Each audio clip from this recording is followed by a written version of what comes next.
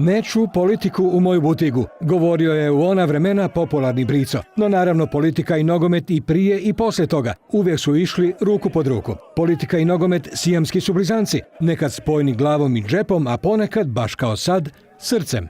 Ovih dana u vatrene su iskreno i od srca zaljubljeni čak i oni koji nogomet inače uopće ne prete. Pa tako ni političarima barem na koji dan ne treba gledati u zube kad se zajedno s nama raduju poput male djece.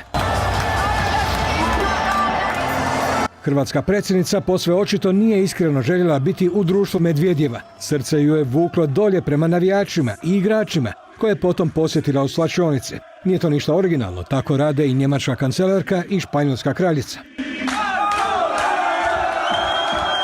Iako je duboko grlo iz Banskih dvora poslalo otrovnu poruku da je slačionica svetinja, naravno da ni hrvatski premijer nije odolio zovu feromona, te je s vatrenima pobjedu proslavio i u slačionici.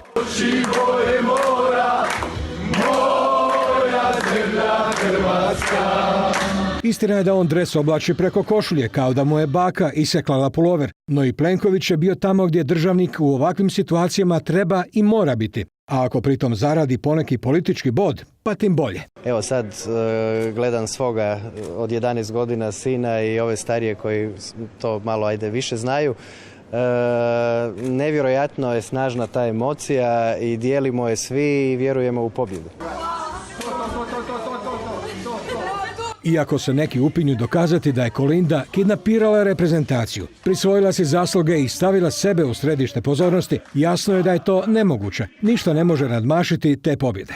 Potpuna je neistina i da je ona svojim navijanjem osramotila Hrvatsku, jer detaljan pregled svjetskih medija pokazuje posve suprotno. Predsjednica je dočekana hvalospjevima, jer svi bi htjeli državnike koji se raduju s običnim, pod navodnika, malim ljudima, a ne one koje utakmice gledaju iz loža, kao kraljevi u operi. Ako tražimo ismijavanje, prije svega ćemo ga naći u hrvatskim i srpskim medijima. No i u susjedstvu se navija za Hrvatsku, iako Vučić otvoreno navija protiv. I pre ove utakmice sam rekao da Hrvatska ima bolji tim, ali da ću da navijam za Rusiju. Još 1000 puta da se ponovi takva utakmica, 1000 puta ću da navijam za Rusiju. Svi u Srbiji mogu da navijaju za koga hoće, kaže Vučić. Ali srpski komentator koji ga je svojim navijanjem naživcirao nije dobio novu priliku. Hrvatska reprezentacija apsolutni je medijski hit ovog svjetskog prvenstva. U kockice, čak i u crno-modroj varijanti, zaljubili su se obožavatelji nogometa širom svijeta. Predsjednica i premijer tu nisu u prvom planu, ali svakako upotpunjavaju zavodljivu sliku nacije u kojoj barem ovih nekoliko tjedana svima bilo udara u zajedničkom ritmu. Samo 20 godina je prošlo od posljednjeg ulaska u polufinale u Francuskoj, a prolazak u finale sada je doveo do prave euforije među navijačima. And repeating it already now, you can imagine that going to the finals has brought a sort of delirious atmosphere in Croatia.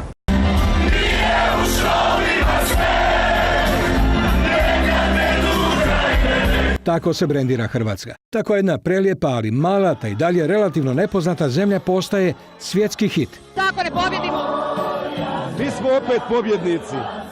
Pobjedio je taj pobjednički hrvatski duh.